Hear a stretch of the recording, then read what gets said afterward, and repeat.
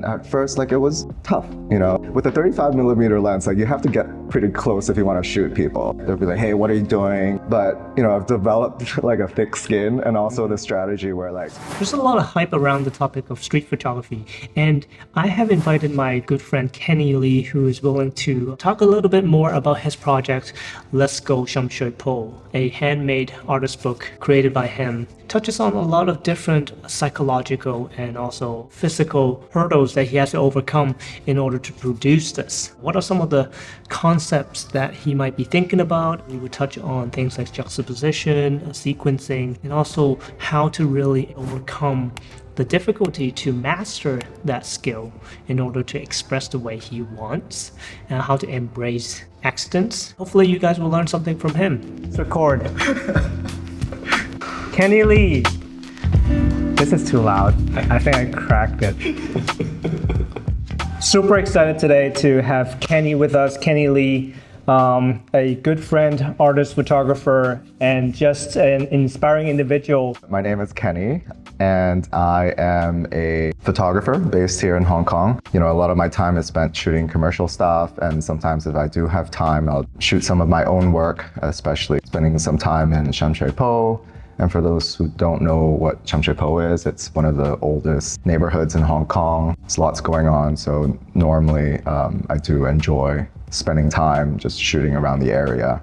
And on top of that, you know, to balance my commercial work, during the pandemic, started a fashion/art magazine called Yep Yep.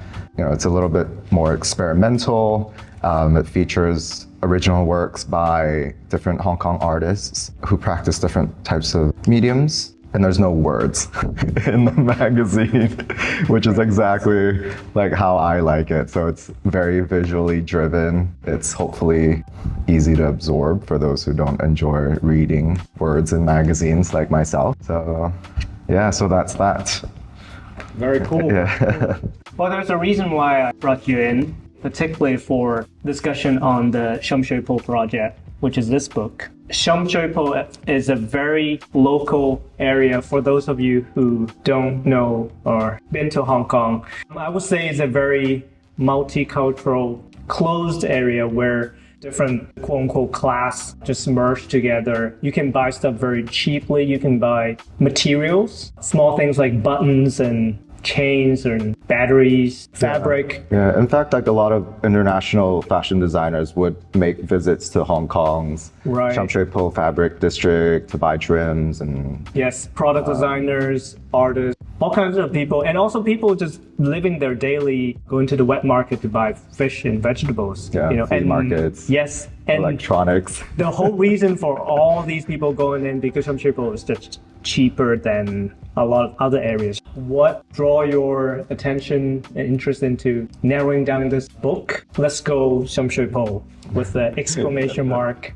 All self-binded and put together, self-printed, artist-made, collectible item, I would say. Very nice prints as well, the quality, the vibrancy of the colors. What captured your interest, putting the effort into shooting, editing, selecting, and also producing a book to show the world? So one of the reasons why I was attracted to Shum Shui Po is because, in fact, that's how we met, through an art school called SCAD, Savannah College of Arts and Design, where you taught, and I was a graduate student of. Very talented student. Right.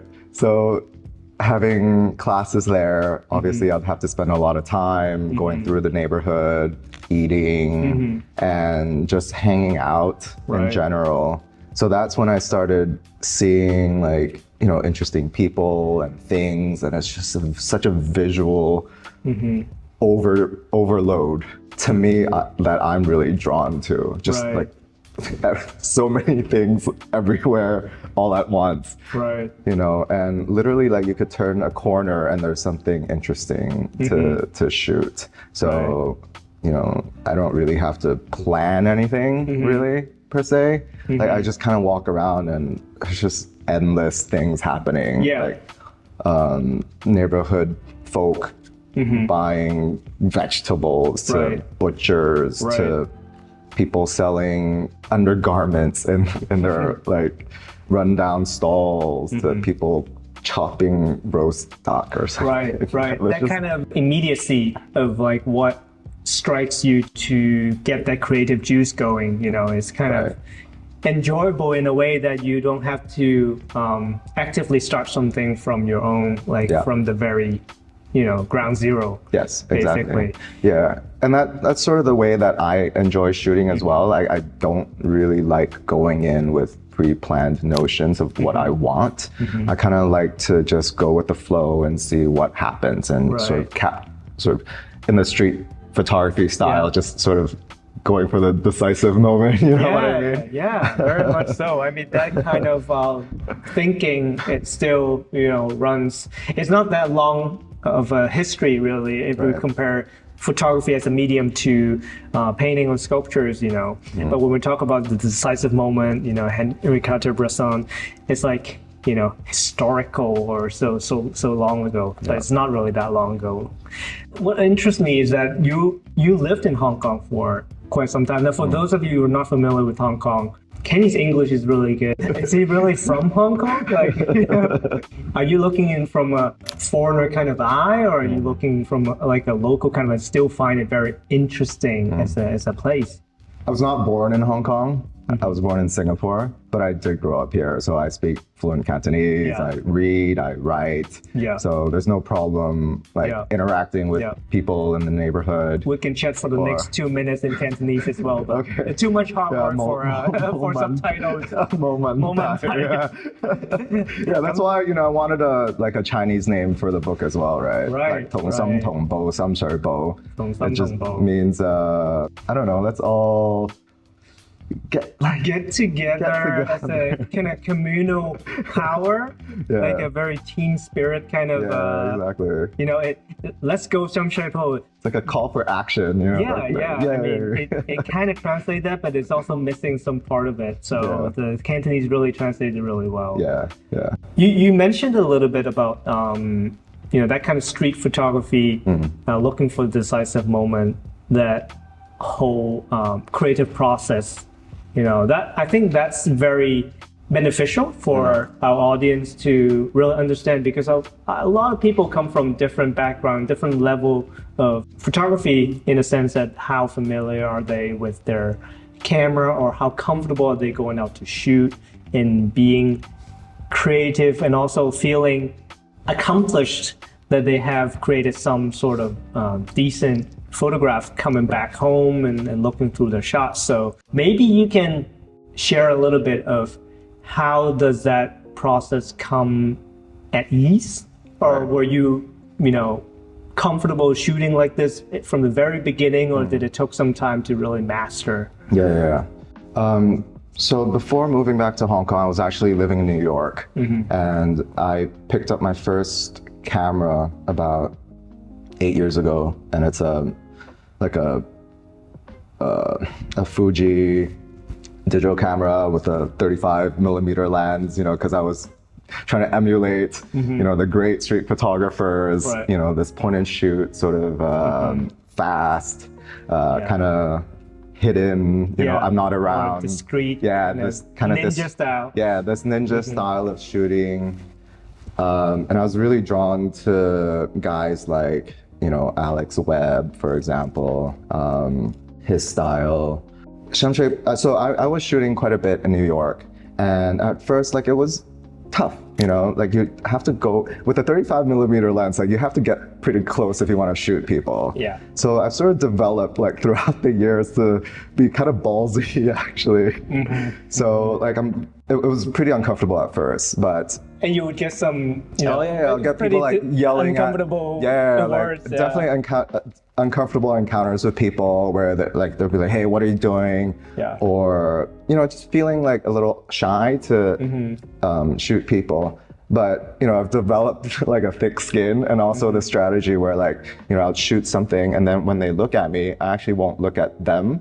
I'll like sort of look beyond them, like as if I'm shooting something behind them, and then they'll be like, "Oh, is he shooting?" And then, you know, so I've sort of learned this throughout the years, and come back to Hong Kong and shooting in Shum, Shui, Po, that's sort of the strategy that I was doing. Right. You know, the 35 mil, quite traditional sort of street photography, like, you know, people walking and whatnot, trying to capture the landscape and people.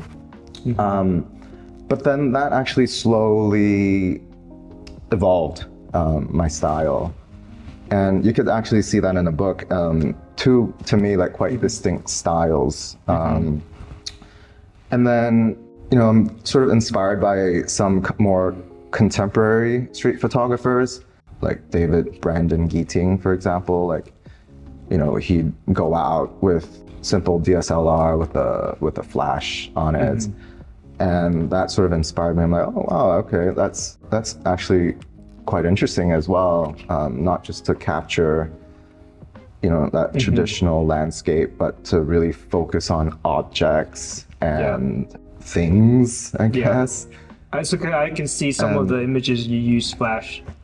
Yeah, exactly. And then using flash for that. And that was also another hurdle to go through, like flashing people. Yeah, like you're not just going up to someone and shoot and say, you know, oh, look at that behind them. Right. You know, yeah, you're really like flashing and saying, right at people. would you really believe that you're flashing something behind that person? Like, it's pretty hard to convince. Yeah, it's okay. Like, still requires some thick skin, but you could get by with that. Right. So I think like my style has evolved a little bit. So yeah, from a 35 mil point and shoot style to like a flash more focused on a specific person or a specific object, you know, I find quite interesting. Do you have other lenses that you might have tried or used and still consider that you could bring with you when you do these kind of shoot other than the 35? Yeah. Obviously the 35 is a very fun focal length. But for me, I'm a very simple guy. Like even for my commercial shoots, I literally have one lens, which is the 24 to 105 zoom lens. And I, you know, with my flash stuff, that's basically what I use. So it does help having a 105, like you're still sort of a bit of a distance away from your subject. Yeah, but then you were able to get some shots where, you know, someone's scratching their toes and exactly. Like, know, I don't have to get to like you really have to now if you're using a 35. Right, exactly. You know, so you can keep that kind of hygienic distance. Yeah. So I, you know, there is an element of voyeurism with a 105 that keeps a safe distance between me and the subject, which then allows me to, you know, use a flash and not be as invasive. Right. Because a lot of people, for our audience, like might have gone on YouTube and looked at a lot of different photographers. Quite popular topic is a lot of people show a POV video of how they go out and shoot. Right.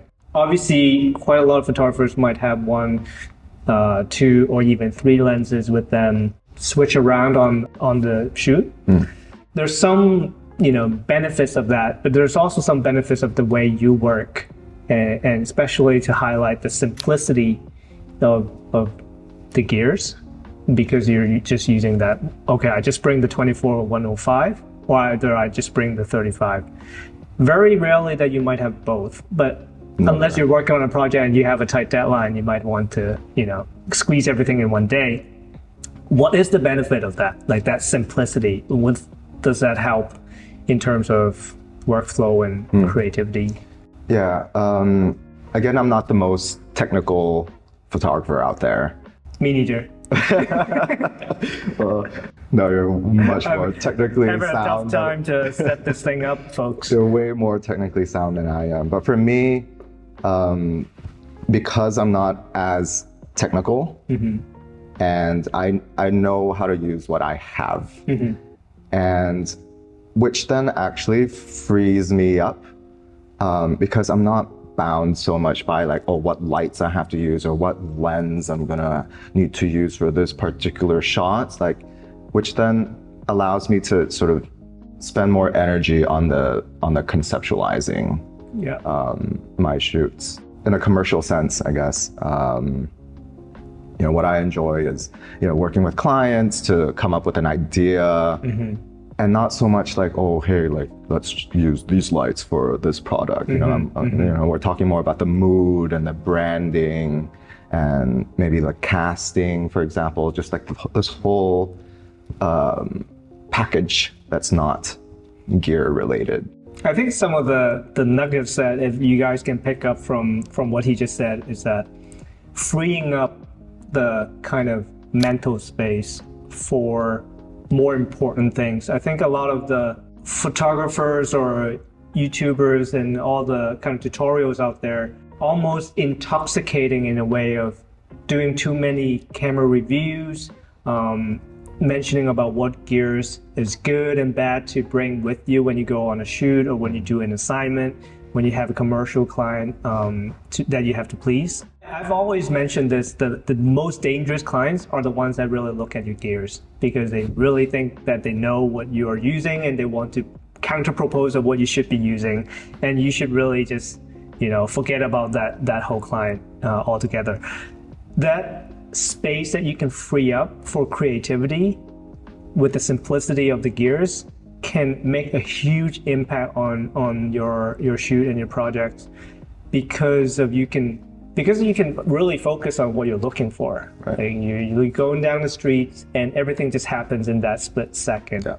Yeah. Why spend so much time on focusing on, oh, I should have put on the tele lens, whereas I only have my 35 right now. Right. Okay, well, if you're constantly thinking about that, then just use the 24 to 105. Yeah. You have a limitation for aperture, that kind of thing, but hey, whatever, just capture it. Yeah. Because you're not trying to render that person chopping the rooster in the most beautiful sense in terms of technicality. The context is key, and that storytelling is actually more attractive in a way. So you got your concept really aligned with your process and your practice. Right. And so that's it takes time to master this, to really understand. You really understand your limitations. Like you're not interested in the technical side, and so might as well put that aside and use your energy to consider the other side of things, the creative, the concept. And so if you don't know your limitations or what you're not good at, it's harder to actually understand your own superpower of what you're good at, really. And so that's really good. The other thing that I really want to talk about is what exactly were you looking for? Like when you walk down the street of Shum Shui Po, I find myself really easy to be inspired when I go, abroad because everything is new, right? Right. But when you're shooting locally, places that you have seen, what exactly were you looking for, and how does that trigger you to decide to click the shutter? I actually don't go to Shum Shui Po with a preconceived notion of what I want to shoot. In fact, a lot of times I go there without a camera and I just walk, right? I'm just walking, I'm like looking at people, I'm like standing in a corner, just... The creepy guy. Yeah, like just being totally creepy. But there are a lot of people like that, so you just blend in. Right, so seriously, like most of the time I'm in Shum Shui Po, like I'm just walking, I'm absorbing, just looking with my eyes, right? I might actually have a camera on me, right? But I won't take my camera out. I'll actually spend some time just walking around first. That feels like a bit of a warm up. Yeah, like a mental snapshot of what is the potential of the area, like a pre-photo walk. Exactly. Because if you go in with a camera with the intention of like taking good photos, I need a good photo now, it's a lot of pressure, right? Yeah. Like, and then you're just kind of like taking photos for the sake of taking photos, which is not, to me, it's not conducive. Yeah. So I enjoy just spending, I don't know, like maybe even half an hour or 45 minutes just roaming, and then I'm like, oh, okay, that's interesting. Okay, like this corner over here, this butcher, he's interacting with these people, he's screaming, he's shouting. That seems like an interesting place to focus on. So after my walk, I might actually then go back to that butcher. Right. Then I'll bust out my camera and I'll maybe like just hang out there for a couple minutes, just like observing, and then like, oh, like taking a shot. And then once I feel like, okay, like I have something. So a lot of times I actually don't review my pictures. I don't turn on the review thing. I don't look at my pictures normally. Right. So once I feel like, okay, I've sort of captured what I wanted, I just keep walking. And then I might actually retrace my route from before. Oh, there's another shop that's interesting, or there's another stall that looks cool, like the colors are nice, it blends in, like the green of the stall blends in with the yellow canopy of the shop behind it. Oh, I remember that. So then I'll like walk there and then sort of camp out for a couple minutes, observing people walk in and out. Or if I there's an interesting like sort of a graphic-y thing I could make with this image, then I just sort of snap away and just keep doing that. Yeah. So actually a lot of times I'm not shooting, I'm walking and observing, and I feel like that helps a lot to create. And you took some time to develop that practice too, I assume, because the way you execute your so-called street photography is to maximize your mental space. Really maximize it in a way that you spend time to do a mental warm-up. And you also, each time when you shoot some particular subject, you would spend time there as well. And intentionally turning off the auto playback on the camera also free up mental space not to look at, oh, was that composition nice? Was that exposure proper? You just carry on like a film camera to know that you have that in your storytelling of the walk. And you also want to embrace accidents, right? Like if you don't get the perfect shot, or like in your mind, you think that's the perfect shot, and then like you go home, it's not, then so be it. It's okay. Like that's life, right? Kind of baggage that a lot of audience might have is that when you get to a certain level of advancement in photography, it's like, oh, you can't fail on capturing certain things when you should be able to capture. But honestly, when you get even to a professional level, nobody's going to capture the perfect moment, honestly. Yeah, never. The decisive moment doesn't mean the perfect moment. It's not. The decisive moment means both in terms of capturing and also in the editing process of choosing what to show other people. That's true. Yeah, that's true. To really tell the story. So that kind of happy accident and having room for that and embracing to not find out. It really adds a lot of fun element into your practice. I think. Just letting the uncontrollable and letting the unknown just do its thing. You know? Which is the whole excitement of doing street photography. You don't know what to expect. That it's out of your control. And that's why I'm drawn to Shum because everything just feels so out of my control. Exactly. I mean, believe me, if you guys have a chance to come to Hong Kong, do visit Shum. Amazing place. Not just for photography. Go buy something as well.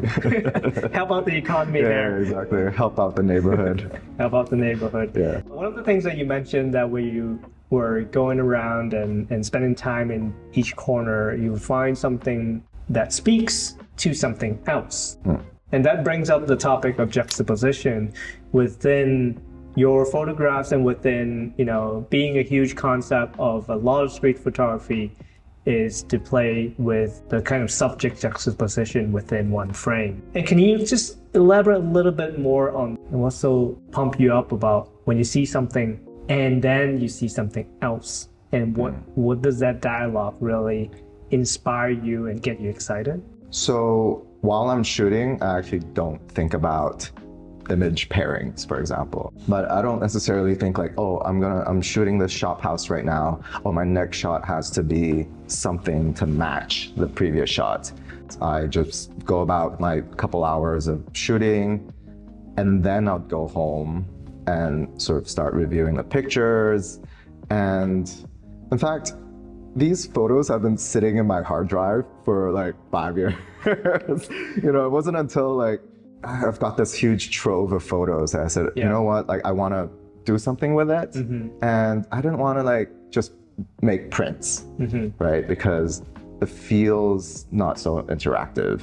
And because I had started doing this publication, I guess my mindset was more about books. at that time. I mean, like exhibitions and prints on walls are very passive in a Right, way. You're holding this in your hand and you're flipping it, so you're controlling, well, the sequence is aligned. You set up the sequence, Right. but the speed, the pace of it is really up to the reader. Right. So because my mindset is in this bookmaking mindset, and with my limited bookmaking skills and knowledge, I was like, okay, I'm gonna make a book within my ability of making one. And that's when I started going through my pictures. And then because, it's not one frame, it's not one picture on a wall, right? It's when you're flipping, it's left and right. Yeah. It's always, like you said, a juxtaposition of two shots. And they have to make sense together, not like, in terms of composition or the subject matter or what have you. So that's when I started to really look closely at the pictures. And then when I'm paginating the book, and I'm like, oh, actually, this picture might look good with that.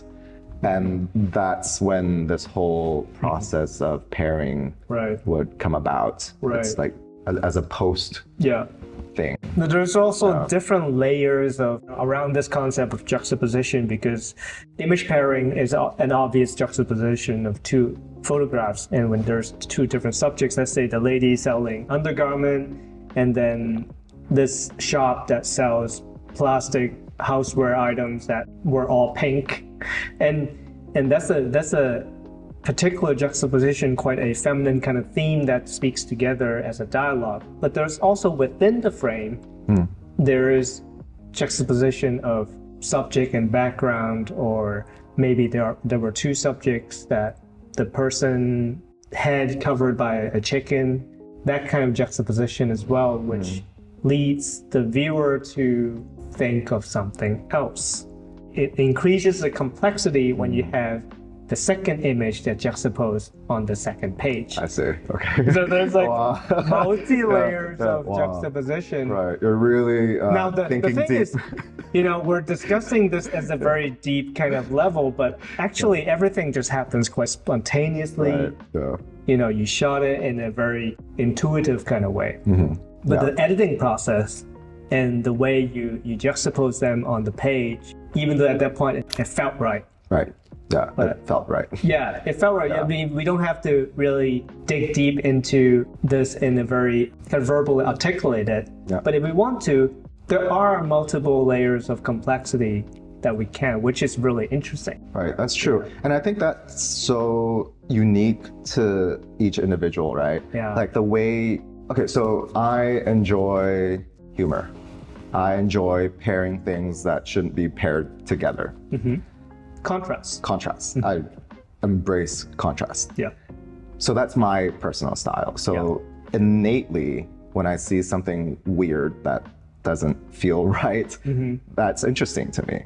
Yeah, So things that's out of the shoot that. ordinary that doesn't make sense. Right, exactly. Which is fun. Yeah, so the way you pair your pictures will be completely different from mine. So you could see from my pictures, there's humor, which I find interesting. I like, and I like things that don't belong together. Yeah. So you'll see that in a lot of spreads, I'm putting two very contrasting things together, but it sort of informs one another at the same time. It's strange, but it also works and it feels right. So that's sort of how I approach my pairings. Yeah, definitely like humor and the kind of awkwardness of combinations that really plays a vital role. For me, it feels very innate. Like it's very natural. Like it's, for me, I'm going by feel than like planning, like thinking. Yeah. So I think like for any photographer, like especially those who like are just starting out, to not overthink it. Like sometimes just let your feelings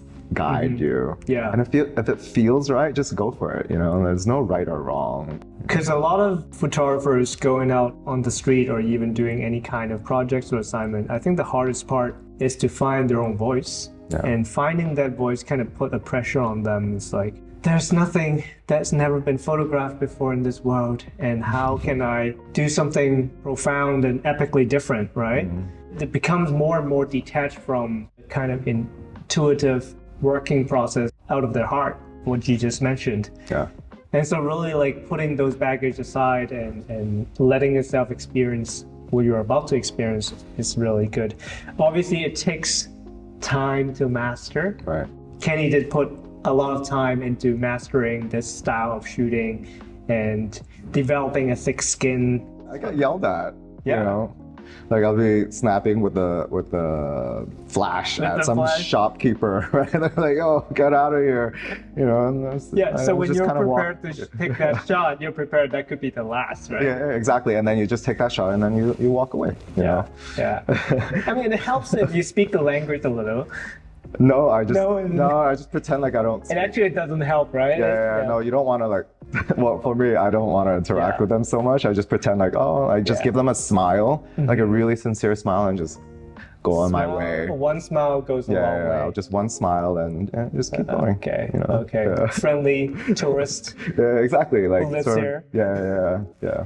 Very cool. Yeah. Very cool. Last question. Okay. Film or Film or digital? Okay.